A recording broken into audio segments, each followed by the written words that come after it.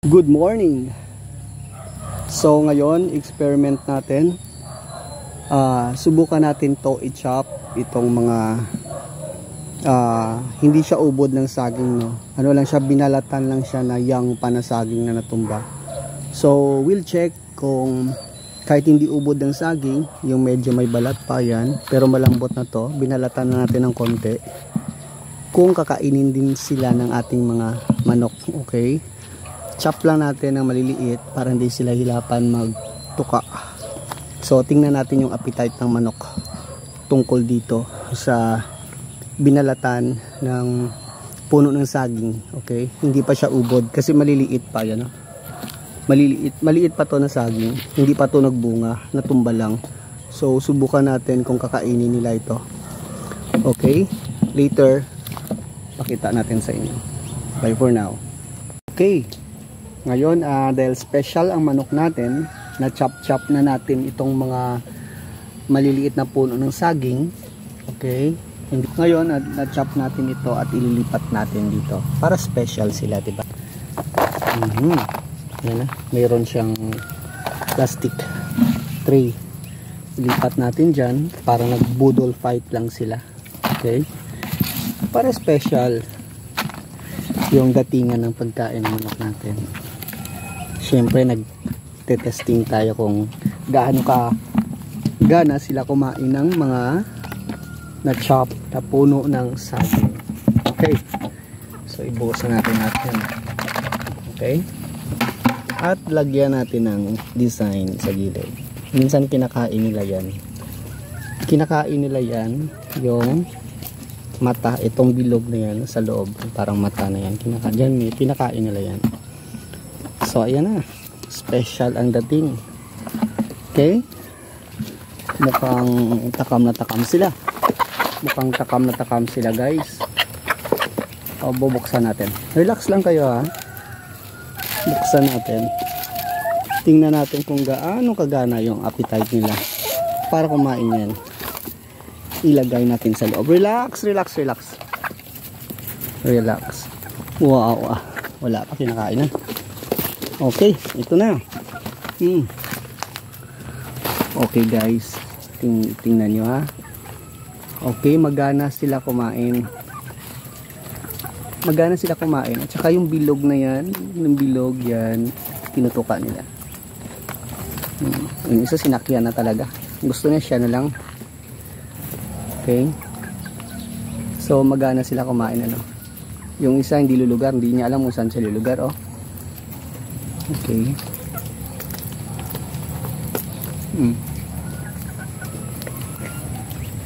Okay, magana kumain yung mga Rhode Island Red natin ngayon, puno ng saging. So yun lang, na-observe natin, magana silang kumain sa puno ng saging, yung medyo loob lang konti ng part, binalata na part. Okay, na-chop natin. Hindi naman talaga ubod, no, yung malambot na malambot, pero this one ay may balat pa to na hindi naman talaga outer balat ng saging, pero kinakain nila. Ayan, butas na, oh, butas na. Bilis na kumain. So one alternative food ng mga chicken or natural feeds itong saging. Okay, yun lang. Bye bye. Good morning. Okay, ngayon ito pinag-aagawan ng ating Rhode Island Red. Yung mga damo na binigay natin bago natin sila mamaya pakainin ng mga formal na feeds at halong vegetables. Okay, yan yung mga damo na yan dyan. Okay, ito yung kinakain nila ngayon. Binibigyan ko sila ng mga mga leafy vegetables o kaya dahon ng gabi o kung anong mga dahon na nasa paligid na nakikita natin na pwede nilang kainin. Ngayon ito, ayan, pinagpipiestahan nila ang isang klase ng damo dito sa paligid. Okay, magana sila kumain.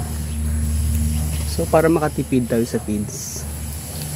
Okay, so pakita ko sa inyo, yung damo.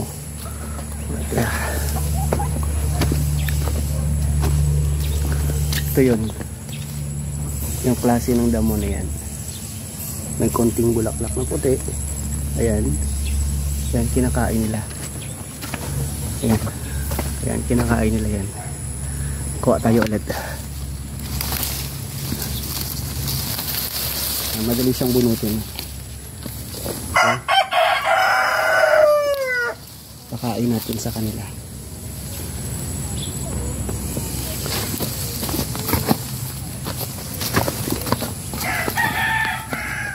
Okay. Ito sa inyo to ulit.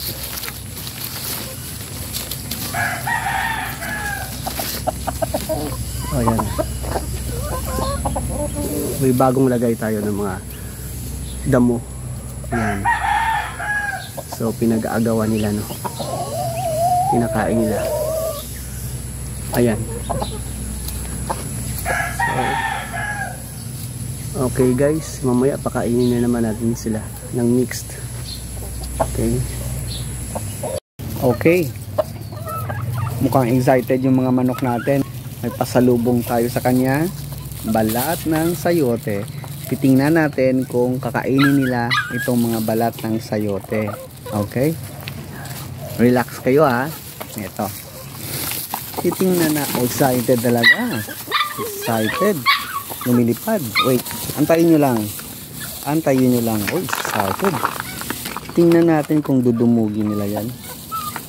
Ha? Okay. Mukhang kinakain naman nila, no? Mukhang kinakain naman nila ang balat ng sayote. Yan to, nasa ibabaw. Okay. Yung isa tumakbo. Feeling niya maubusan siya agad, di ba? Okay. Tingnan natin kung kinakain ito. Pero sure to, pag hinalo nito sa na chop-chop, no, hinalo sa mga ibang mga kinakain nila ng mga vegetables, ubos din to agad. Ito mga ano, na peel off ng mga balat. So medyo malaki para sa kanila, pero yet kinakain nila. Ayan, lalo na yung part ng buto, yun, no? Yung sa may buto na puti, yan, gustong gusto nila. Mas gusto nila yung loob na yun compare sa balat. Yung balat kasi medyo na ano sila eh, na lalakihan yata kasi hindi pa na-i-chop. Nihirapan sila sa balat. Nihirapan sila sa balat, no? Kahit tinutuka nila kasi gusto nila yung madali lang maputol. Yung loob ng part ng sayote gusto nila. Ayan, no? Yung may buto, sa may buto na part. Ayan.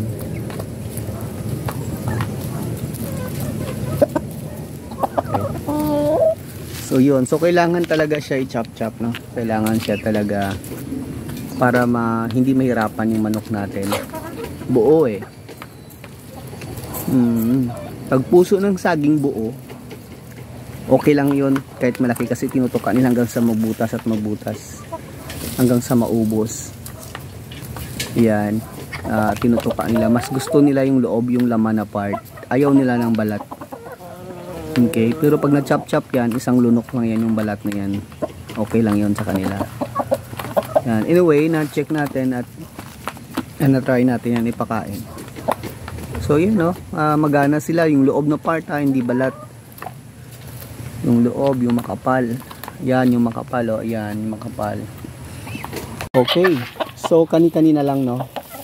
Around 3 minutes ago lang, kinakain natin sila nito. Nakita natin na mas gusto nila yung loob na part ng sayote kaysa balat. So yun, magana sila sa loob ng sayote kaysa balat, no?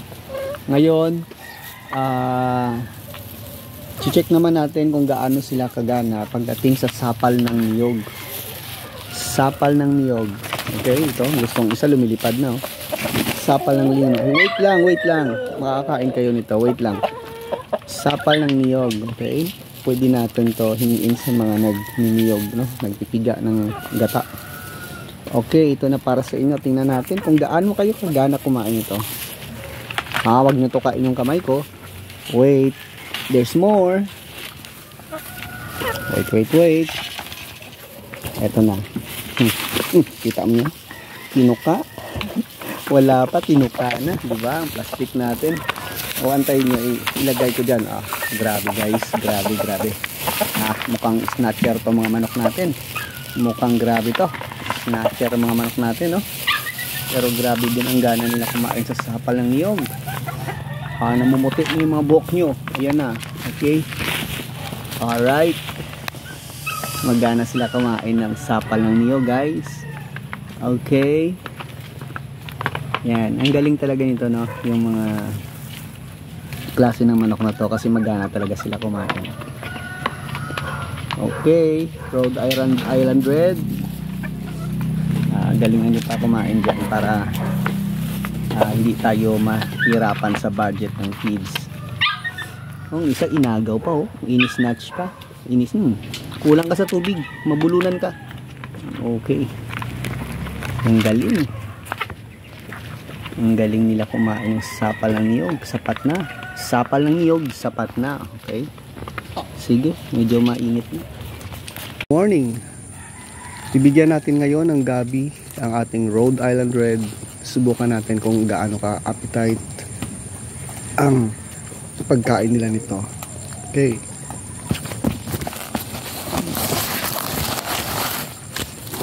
Alright.